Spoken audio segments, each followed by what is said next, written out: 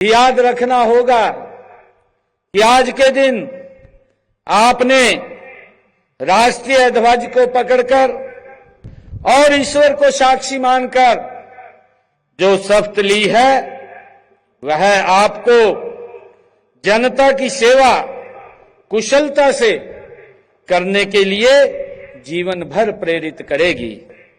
आपको यह भी याद रखना होगा कि आपके द्वारा लिए गए प्रत्येक निर्णय का समाज पर गहरा प्रभाव पड़ता है। आपको समाज में हर नागरिक को समान अधिकार देना है और उनके बीच विश्वास पैदा करना है। आपकी भूमिका सिर्फ अपराधियों को पकड़ने की नहीं है, आपको समाज में शांति, सद्भाव और सहयोग का माहौल भी बनाना है। आज मुझे खुशी है कि इस भव्य परेड में हमारे 39 ट्रेनी ऑफिसर्स ने कदम से कदम मिलाकर शानदार परेड का प्रदर्शन किया है। मुझे इनमें 2 बेटियों को देखकर विशेष खुशी भी हुई है। इन्हें देखकर मुझे माननीय प्रधानमंत्री नरेंद्र मोदी जी द्वारा महिलाओं को सेना में कमीशन दिए जाने की बात याद आ रही है। हम उनके आभारी हैं कि उन्होंने देश की आधी आबादी की इस शक्ति को पहचाना और उनके इस निर्णय के बाद अनेक बेटियां देश की रक्षा के लिए सेना में तैनात हो चुकी हैं। हमने हरियाणा में भी बेटियों को पुलिस बल में शामिल होने के लिए प्रोत्साहित किया है। इस समय प्रदेश में पुलिस में 10% महिलाएं हैं। हमारा लक्ष्य है कि इस संख्या को हम 15% तक करना है। प्रशिक्षण और मनोबल किसी भी वर्दीधारी बल की रीढ़ होती है। इतनी अच्छी और गहन ट्रेनिंग देने के लिए मैं केंद्रीय रिजर्व पुलिस बल एकेडमी के प्रयासों की भी मैं सराहना करता हूं। इस एकेडमी ने प्रोफेशनलिज्म, कोर्सेज एंड डेडिकेशंस के उच्च मानदंड स्थापित किए हैं। हमारे केंद्रीय पुलिस बल का देश की सुरक्षा व्यवस्था में अत्यधिक महत्व है। यह बल न केवल सीमा सुरक्षा व आंतरिक सुरक्षा सुनिश्चित करता है, बल्कि यह देश के प्रत्येक नागरिक के जीवन को सुरक्षित बनाने के लिए भी ये प्रतिबद्ध है। आपके द्वारा किए गए कर्तव्यों के माध्यम से समाज में सुरक्षा का एक ऐसा वातावरण बनता है जो सभी के लिए शांति और समृद्धि का संदेश देता है।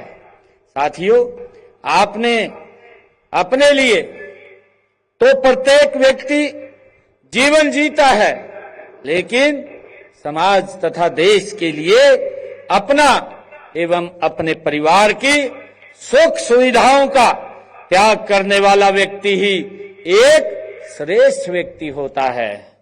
केंद्रीय पुलिस बल की वर्दी पहनकर आज आप उस वर्ग में पहुंच गए हो जिसका देश और मानवता की सेवा करना ही सबसे बड़ा धर्म है।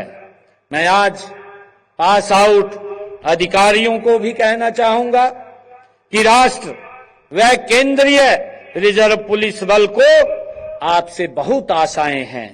आप इस बल के भविष्य के लीडर हैं। विश्व के सबसे बड़े अर्धसैनिक बल के आप राजपत्रित अधिकारी हैं। साथियों, यह डिमांडिंग कैरियर है जिसमें चुनौतियां ही चुनौतियां हैं।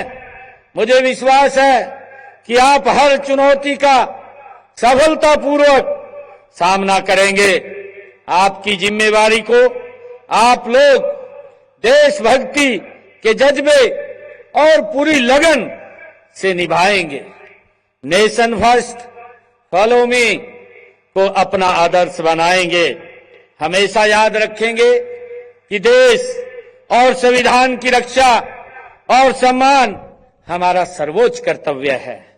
केंद्रीय रिजर्व पुलिस बल का एक गौरवशाली इतिहास और महान परंपराएं हैं। इनकी स्थापना 1939 में हुई। इस बल की कॉरेज, इंटीग्रिटी, सैक्रिफाइस एंड डेडिकेशन के रूप में अपनी एक अलग पहचान है। आवश्यकता के अनुसार अपने को ढालना इस बल की विशिष्टता है।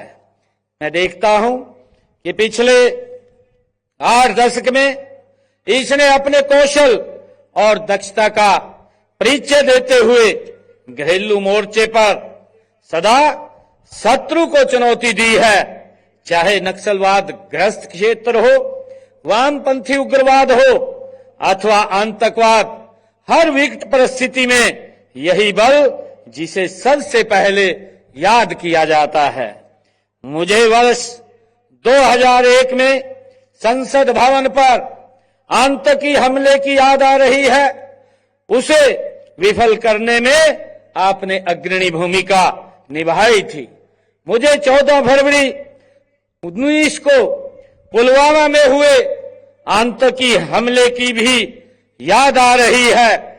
2019 में उसमें सीआरपीएफ के 40 जवानों ने देश के लिए सर्वोच्च बलिदान दिया था। इसी प्रकार आपने राष्ट्र की एकता और अखंडता की रक्षा के लिए बलिदान देने का अनूठा इतिहास रचा है। मैं इस बल के सभी शहीदों को भी नमन करता हूं। मित्रों, हरियाणा सरकार ने सदैव पुलिस बलों को मजबूत करने पर बल दिया है। उनके तकनीकी उन्नयन, संसाधनों में वृद्धि और प्रशिक्षण सुविधाओं के विस्तार पर विशेष ध्यान दिया है, ताकि हमारे सुरक्षा बल हर चुनौती का सामना कर सकें। हमने भूतपूर्व सैनिकों व अर्धसैनिक बलों के कल्याण के लिए हरियाणा में अलग से सैनिक एवं अर्धसैनिक कल्याण विभाग का गठन किया है। हम सशस्त्र सेनाओं तथा अर्धसैनिक बलों में सेवारत हरियाणा के सैनिकों की शहादत होने पर उनके परिवारों को 1 करोड़ रुपए की आर्थिक सहायता देने का भी हमारी सरकार ने निर्णय किया है। इसके साथ ही उनके परिवार के एक सदस्य को सरकारी नौकरी हरियाणा के अंदर देने का प्रावधान भी हमने उसमें किया है। हमने अब तक हरियाणा के अंदर 415 आश्रितों को हरियाणा सरकार में नौकरी देने का काम किया है। मैं यहां उपस्थित अधिकारियों से यह भी अनुरोध करना चाहूंगा कि आप कानून को गहराई से समझें। कोई भी बदलाव होता है तो उसकी जानकारी भी रखें।